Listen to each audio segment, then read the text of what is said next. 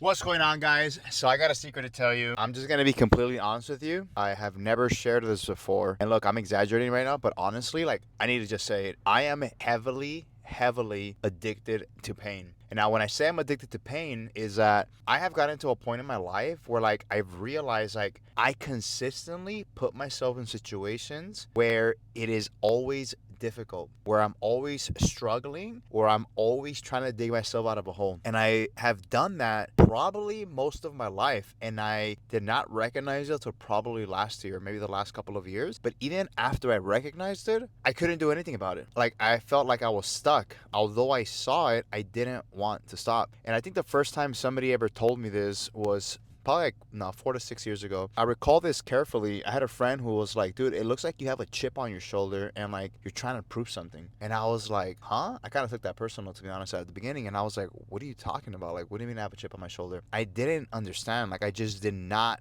get what he was trying to say. And so it took me a few years of, doing things from transformational work to therapy to plant medicine, hypnosis, all kinds of different things, so that eventually it hit me and I was like, damn, I am addicted to pain. I will literally find something every few months to put myself in a position where it just feels so remarkably hard that I need to find a way to get out of it. I really believe that stems from the fact that I got heavily bullied as a kid. It always felt like I had to prove something, right? Like, give you guys an example. I joined the football team when I was in high school, when I was like 14 years old. Up until that point, the only sports I had ever done in my life was like video games. I had never been in a team sport. I had never been in an individual sport. I might have played tag when I was a kid, but I had no experience whatsoever playing sports, like let alone joining a team. And really the only reason why I joined the team was because my cousin was like, hey, we should join the football team because you're going to be popular. I still wasn't popular after I joined the football team, and I was in the football team for 3 years and in varsity. That's not the point, right? The point is that I put myself in a situation where like I was nowhere near ready to like take on a challenge like that. Like football is hard. It's stamina, it's endurance, it's strength, it's quickness, it's agility, it's everything. That was probably one of the first times that I ever did that. But throughout my life, I have continuously put myself through situations that are just difficult, that are just hard, that make me really push myself to the absolute limit to become a different man. Here's the crazy part. This might seem like a bad thing. It might seem like something you should not do or not want to do. And what I've learned is that it's a skill that can be properly utilized for the greater good and for myself if I come from a place of like knowing what my purpose is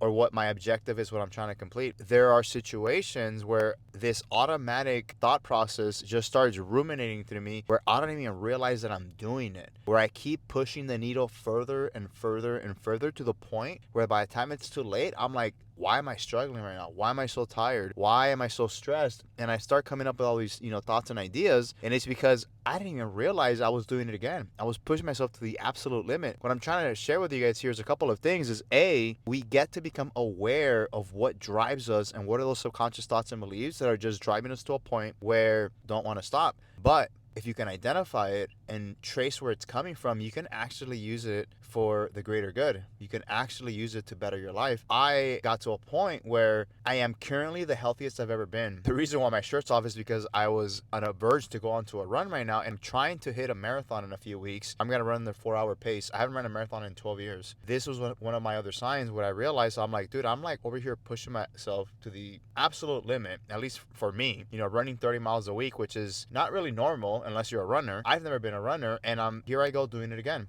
Right. But what I've noticed is that being where I'm at now, what if I could use it for the greater good and use it better for myself? It's something that I've been applying at work now. I'm applying it at work with my health, and even with my spiritual foundation, where like, how can I continuously keep getting better? What am I not seeing? What am I not getting? Where can I push the envelope further and further and further? So what I want you guys to look at is that if you don't operate from that place, you can build that within you from a subconscious level. And if you don't, there are areas within us that we don't even realize yet that can actually help amplify our lives for the better. So I just wanted to share that with you guys, and that I truly believe that this will absolutely change my life if I continue to use it, but if I use it from a conscious level, not just letting my subconscious run it. That's all I got for you guys today. Drop a comment below if you guys think this is super helpful, and where have you guys seen those patterns within yourself. I'll talk to you guys later on the next video.